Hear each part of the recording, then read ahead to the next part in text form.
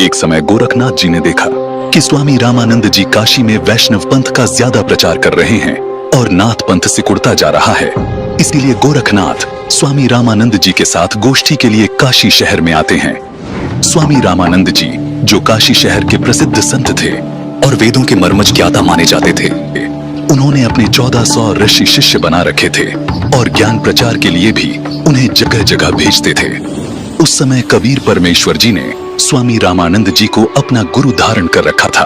वैसे तो कबीर परमात्मा जी को किसी को भी गुरु बनाने की आवश्यकता नहीं थी, परंतु कबीर परमात्मा इस बात से परिचित थे कि आगे आने वाले समय में लोग ये सवाल उठाएंगे कि कबीर ने भी तो गुरु नहीं बनाया था, इसलिए गुरु बनाने की कोई आवश्यकता नहीं है।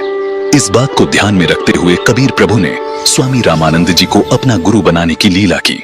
एक दिन स्वामी रामानंद जी के आश्रम में गोरखनाथ जी का एक सेवक उनसे मिलने के लिए गया। उस समय स्वामी रामानंद जी आश्रम में अपने शिष्यों को ज्ञान उपदेश दे रहे थे। अलख निरंजन स्वामी जी। राम राम नाथ जी। स्वामी जी, हमारे नाथ जी बहुत पहुंचे हुए सिद्ध पुरुष हैं। वो आपके साथ ज्ञान गोष्ठी करना चाहते हैं, इसलिए मैं आपको अपने गुरु जी के आदेश अनुसार आमंत्रित करने आया हूँ। उन्होंने कहा है कि ज्ञान चर्चा में जो भी विजयी होगा वह अपने शिष्यों समेत जीतने वाले का शिष्य बनेगा। ये कहकर गोरखनाथ जी का शिष्य वहां से चला जाता है। गोष्ठी की बात सुनकर स्वामी रामानंद जी बहुत चिंतित हो जाते हैं, क्योंकि वे इस बात से परिचित थे कि ये नाथ परंपरा वाले साधु सिद्धि युक्त होते हैं और इन सिद्धियों को देखकर जनता उनको विजयी घोषित कर देगी, जिससे ज्ञान चर्चा का मूल उद्देश्य पूरा नहीं होगा और उस नाथ जी का मुझे शिष्य बनना पड़ेगा। स्वामी रामानंद जी ये सोच ही रहे थे कि तभी 12 वर्षीय कबीर साहिब जी आश्रम में प्रवेश करते हैं। प्रणाम गुरुदेव। क्या हुआ गुरुदेव, आप बहुत चिंतित नजर आ रहे हैं। दास के लायक कोई सेवा है तो बताओ। हे कबीर जी, कोई नाथ जी आए थे और उन्होंने स्वामी जी के साथ गोष्ठी करने को कहा है कि जो गोष्ठी के लिए नहीं आएगा तो वो हारा माना जाएगा, और दूसरी शर्त ये रखी है कि जो हार जाएगा वह जीतने वाले का सह अनुयायी शिष्य बनेगा। हे स्वामी जी, संतों को हार जीत की चिंता नहीं करनी चाहिए। हमें उस नाथ जी का सामना करना चाहिए और गोष्ठी में अवश्य चलना चाहिए। फिर मैं आपका दास भी तो आपके साथ हूँ। हे भगवान, आप कह रहे हैं तो मैं अवश्य ही चलूंगा। अब मुझे कोई चिंता नहीं। कबीर साहिब जी अपने मुंह बोले। गुरुजी स्वामी रामानंद जी के साथ ज्ञान गोष्ठी में जाने के लिए तैयार होते हैं।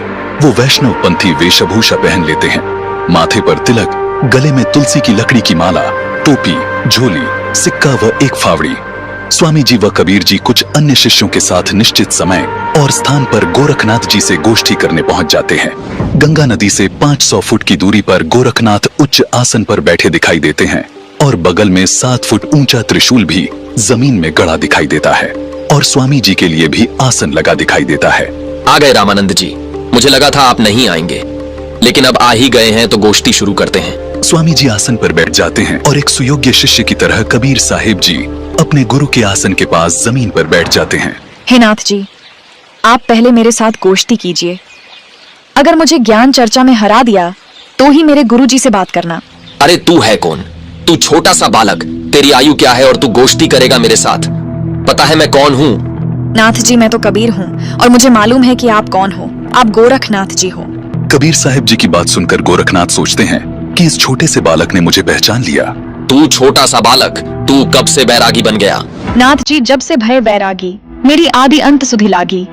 धूधूकार आदि का मेला, नहीं गुरु नहीं था चेला। जब का तो हम योग उपासा, तब का फिरूं अकेला। धरती नहीं जद की टोपी दीना, ब्रह्मा नहीं जद का टीका। शिव शंकर से योगी न थे, जद का झोली शिका। द्वापर को हम करी फावड़ी, त्रेता को हम दंडा। सतयुग मेरी फिरी दुहाई, कलयुग फिरौनो खंडा। गुरु के वचन साधु की संगत, अजर अमर घर पाया। कहे कबीर सुनो हो गोरख, मैं सबको तत्व लखाया। हे गोरखनाथ जी, जब कोई सृष्टि नहीं थी तब मैं अनामी लोक में था। जब मैं अकेला रहता था तब पृथ्वी भी नहीं थी। तब से मेरी टोपी जानो। जब ब्रह्मा, आप और आपके गुरु मचंद्रनाथ आदि सब प्राणियों के शरीर बनाने वाला पैदा भी नहीं हुआ था, तब से मैंने टीका लगा रखा है। अर्थात मैं तब से सत्पुरुष रूप में ही हूँ। सतयुग, त्रेता युग, द्वापर तथा कलयुग, ये चारों युग तो मेरे सामने असंख्य बार खत्म हो चुके। हमने सतगुरु वचन में रहकर अजर अमर घर सतलोक को पाया। हे नाथ जी, पूर्ण गुरु से उपदेश लेकर आजीवन गुरु वचन में चलते हुए पूर्ण परमात्मा का ध्यान सुमिरन करके इस अजर अमर सतलोक में जाकर जन्म मरण रूपी अति दुखमय संकट से बच सकते हो। अरे कबीर, तू छोटा सा बालक और ज्ञान देता है गोरखनाथ को। तेरी आयु क्या है?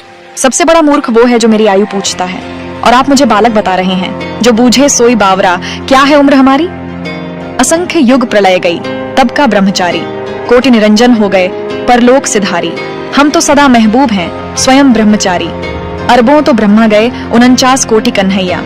7 कोटि शंभु गए, मोरी एक नहीं प्लैया। कोटि नारद हो गए, मोहम्मद से चारी।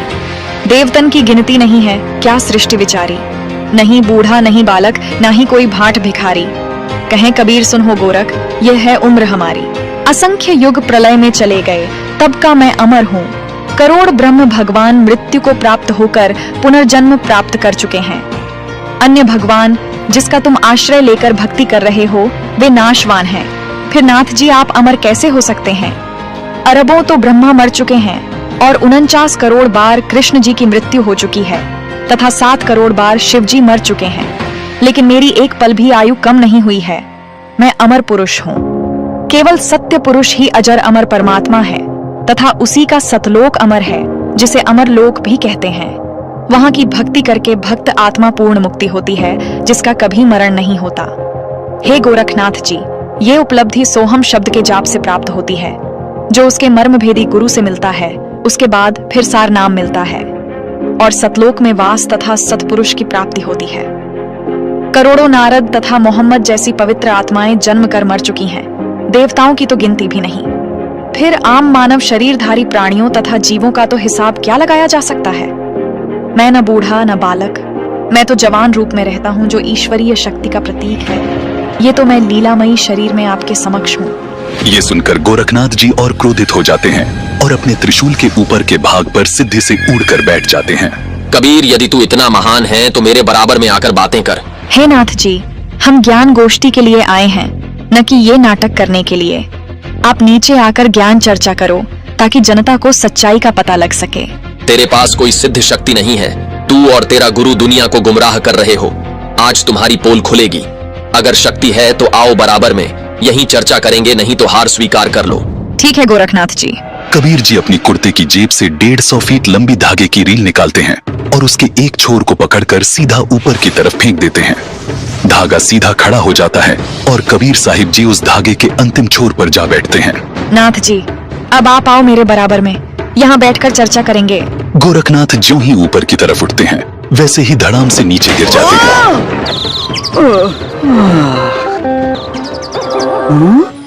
हे कबीर जी, कृपया नीचे आ जाइए और अपने दास पर दया करके अपना परिचय दीजिए। आप कौन शक्ति हैं और किस लोक से आए हैं? हे गोरखनाथ जी, मैं तो अवगत स्थान सतलोक से आया हूँ।